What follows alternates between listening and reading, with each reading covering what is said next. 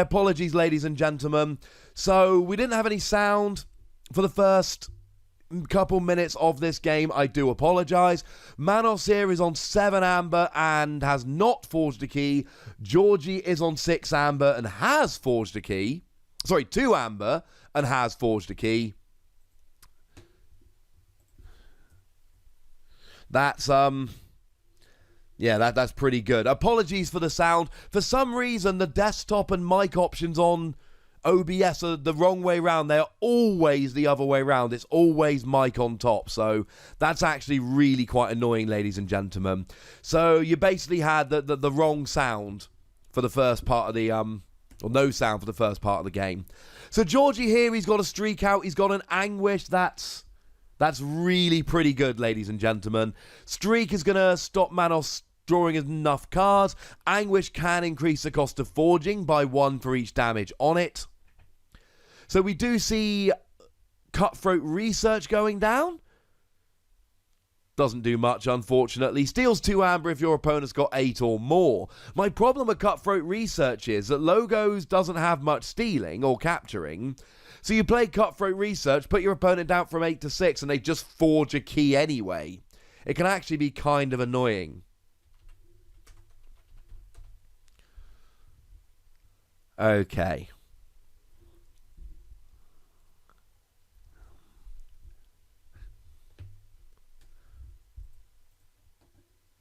Yes, my apologies, ladies and gentlemen. For those of you asking, no commentary. No, there is commentary. I done a silly, ladies and gentlemen. I blame the tech. I blame the tech. But we are better now. Shout out to Carl for hitting me up and telling me that it had all gone wrong. So, where are we with this one? So we do see... Okay, so we're seeing a couple creatures going away here. That's very nice.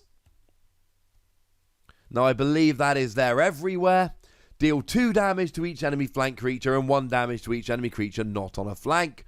Oh, Persistence Hunting allows you to exhaust all the creatures of one house for your opponent. Clearly going to be going for disc because they're the only ones out there.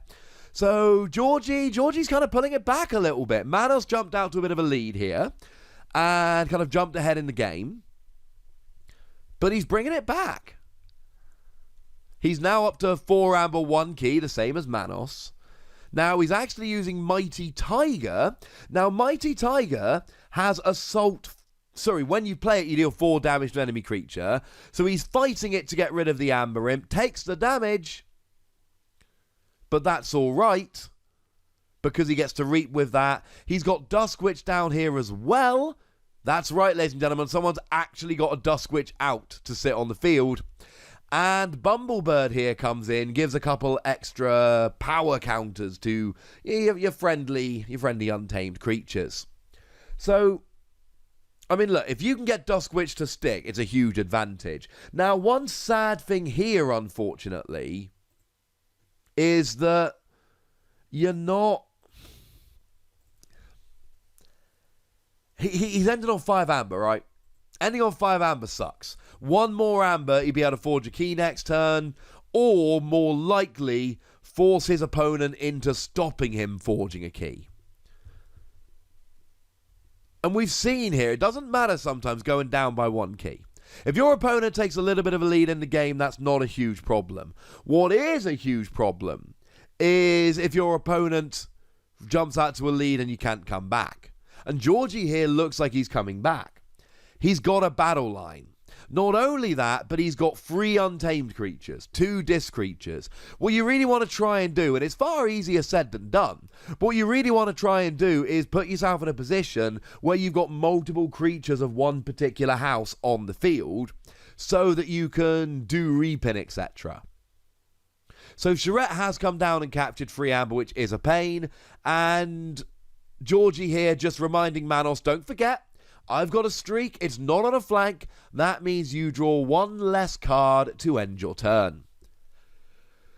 With Georgie having a big battle line, and Manos drawing 1 less card, this is the point in the game where Georgie might be able to make a bit of a comeback. Now, annoyingly here for Georgie, that Amber Imp has gone away, but there is an Orb of Invidious down on Manos' side of the field, which is an artifact that reads, after a creature reaps, stun it. Now, it says creature, not enemy creature. It applies to both sides of the field the same.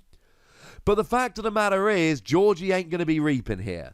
Now, well, not without stunning. Now, he does put down a Panpakaranga, gives +2 power to all of his creatures, and remember, comes inactive because of the Dusk Witch. Now, Persistence Hunting goes and exhausts his opponent's disc creatures, but what does he do? He could forge 4 times, but they're all going to be stunned if he does. Now, he chooses to do so. I'm in agreement with him here. Because what else do you do? Oh, did he not see the Orb of Invidious?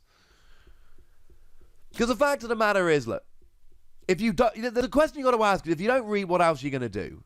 Now, he ain't taking down that Scullion, not easily. He could take down the Charette and get his free Amber back, but the fact of the matter is, he might as well just reap, and then if he has to take a turn to unstun them, he has to unstun them. He got 4 Amber doing it. Now, I'm just trying to see what he's got in terms of kind of artifact control here, if he's got any options. So let's have a little bit of a look. Let's see if we can figure out any options he's got for artifact control in his particular deck. Now, we do see Ronnie Risclots coming down, stealing a couple of Amber. Yeah, there is literally no artifact control whatsoever in Georgie's deck. He has literally no options for controlling artifacts. So, unlikely to be getting rid of it. And that's actually going to be huge as we go through the game. Now, there is actually a speed sigil that has just been dropped here, which means that both players now are going to have their first... Is that a speed sigil? Am I being dumb? I am being dumb. It's a long fused mines. At any point you like, you can sacrifice it and deal 3 damage to each enemy creature not on a flank. Which, to be fair, won't destroy many things. It won't even get the Dusk Witch, you know.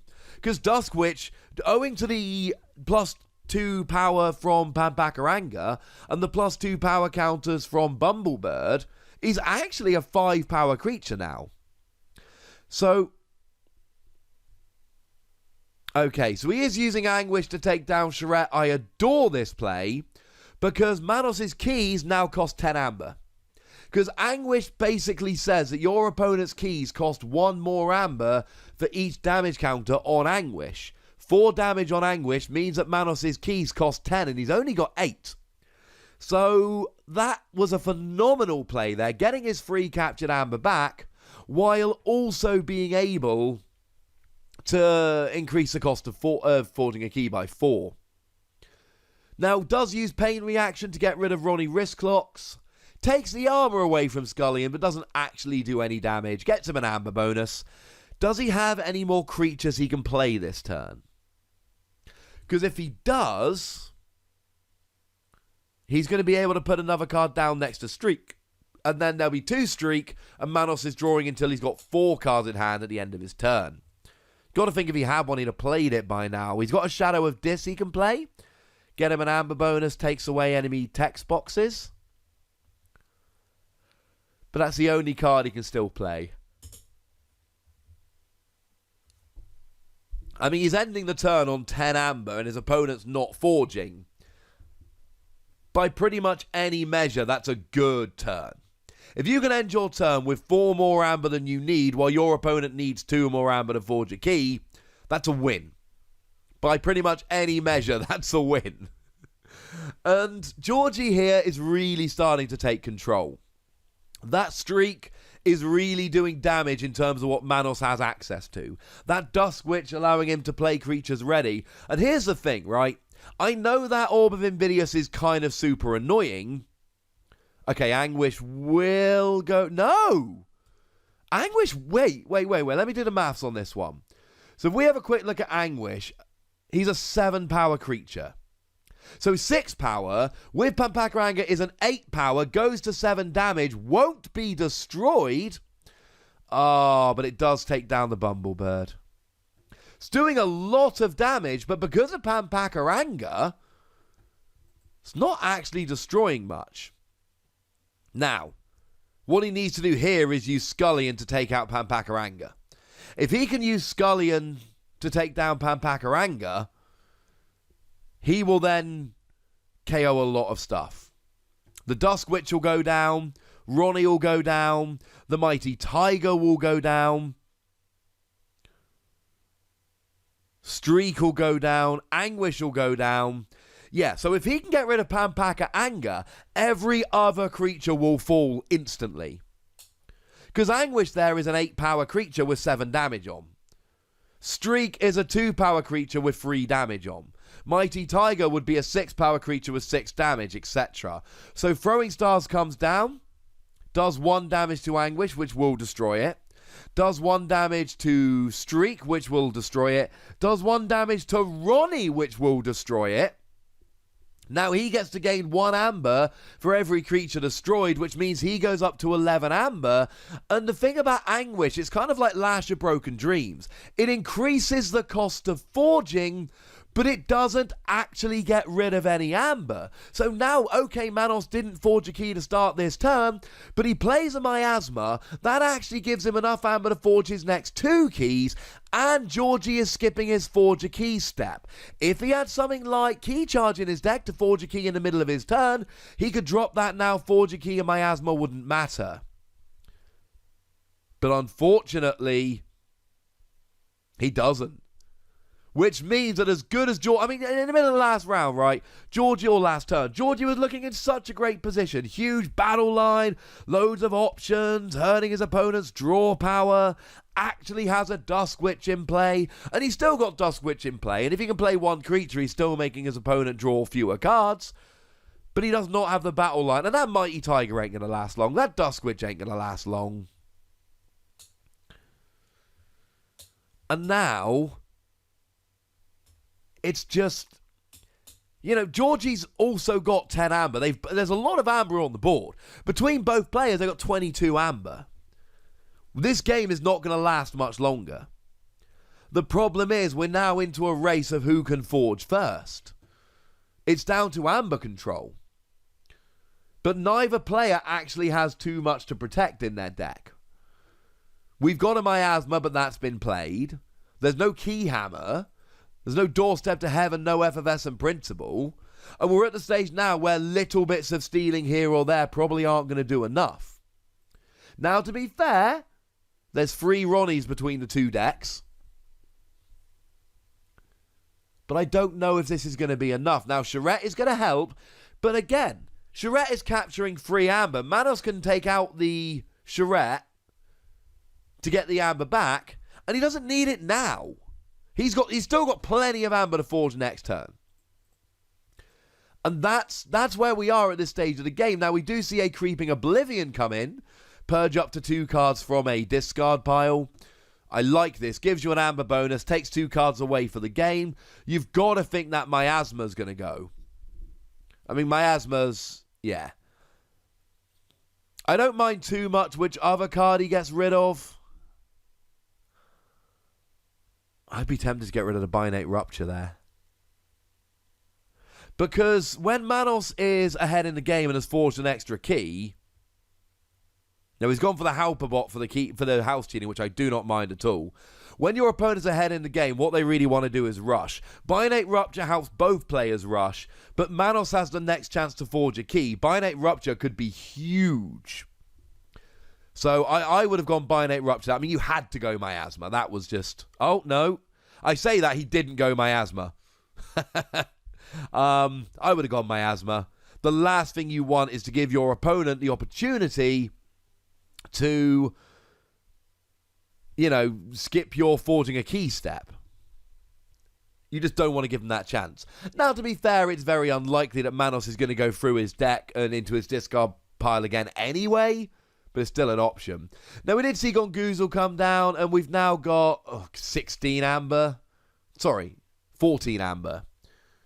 Georgie's got 14 amber, but the problem is he's a turn behind. If Manos can just rush for a few more amber, he's going to win this game. It's as simple as that. It's almost down to the point here where it doesn't really matter what Georgie does in getting amber. Georgie's chances of winning this game here really come down to, can he stop Manos forging? And that really is it. Georgie's got plenty of amber. The amber isn't a problem. The problem is Manos has the chance to forge a third key before Georgie does. So what Georgie really needs to do here is play keep away. But he doesn't have any of those great cards. But having said that, Manos has 3 amber. So maybe here just the odd Ronnie wrist clocks might be enough. Might help.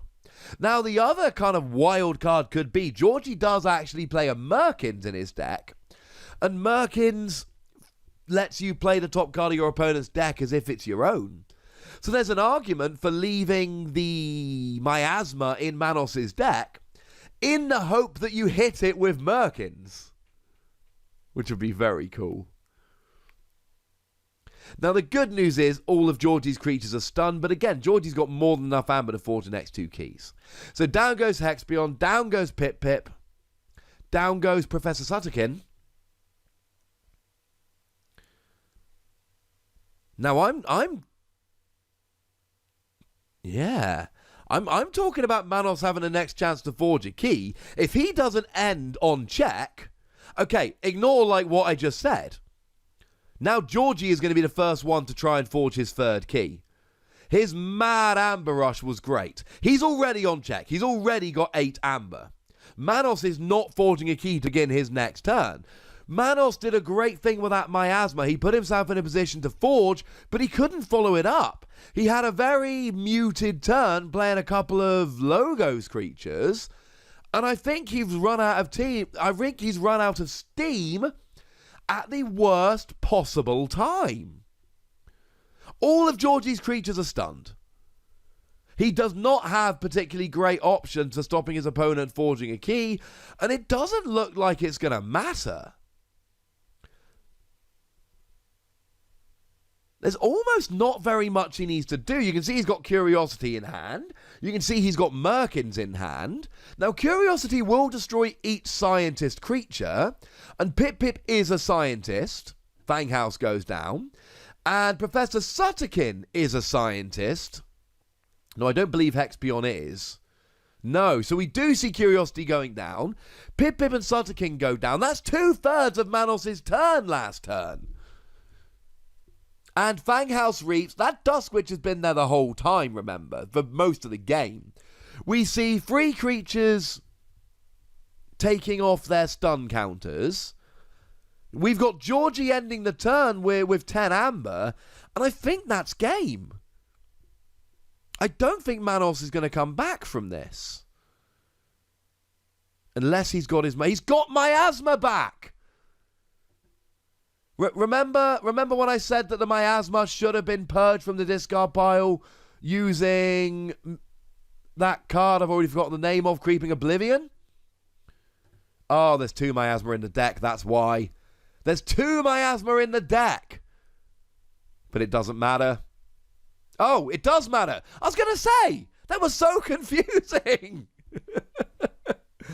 But Manos didn't end the turn on check. So I don't think it really does matter. Can he get either of them back?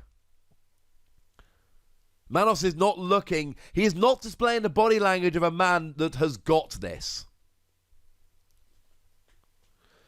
I mean, surely here, go Untamed, play Glimmer, grab a card back that's going to be a bit annoying, and then just reap with your 3 creatures. Gain 3 more amber, just really go over the top. You know your opponent doesn't play too much to protect. So Nerve Blast comes down here, grabs an amber. Does nothing because Scullion's got 2 armor.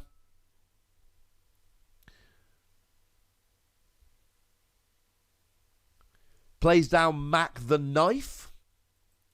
Oh, there's the Merkins. Oh, Ronnie wrist clocks to steal another amber. No, it stays. Merkins, you get the creature. Merkins, you literally play the card as if it were yours.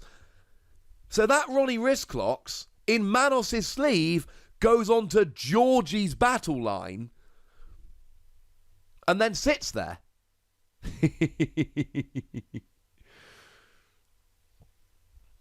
That's I love Merkins. Furtive Investment grabs an amber. And I mean, goodness, he's got what? 13 amber. That's so much amber. And I think at the moment, I mean, he's just piling it on, ladies and gentlemen. He's just piling it on. He even reaps with Merkins just because he can. Reaps with Ronnie just because he can. And says to Manos, you move. Yeah, nothing he can do. It would have taken something like a Doorstep to Heaven, Shatterstorm, Too Much to Protect. It would have taken one of those cards to stop that, and unfortunately those cards just aren't in his deck. So never mind, ladies and gentlemen. We do what we can. We do what we can. WD Wolf, good luck at Canadian Nationals. That is game 2, ladies and gentlemen. A very good game. Georgie put himself in good position. It looked like Manos had done enough, but he ran out of steam at just the wrong time, and Georgie took it home, proving once again how good Dusk Witch is. That is the first time I have ever seen a Dusk Witch stick. And that's what happens when a Dusk Witch sticks. All right, ladies and gentlemen, that'll do it for round 2. He's poking the Dusk Witch forward going, that's what it was. And it was. Dusk Witch almost never sticks, but when it does, it wins you the game. I feel quite confident that was what won Georgie the game. Also, shout out to Pampakaranga and Bumblebird. Without both of those cards, it would have been destroyed by Long Fuse Mines. So that was a good shout. So, congratulations to Georgie. Commiserations to Manos. If you're on the YouTube, make sure you comment, like, subscribe. Follow me on Twitter at the Wossy. Check out the Patreon. Look after yourselves till next time. Thank you very much for watching. Bye.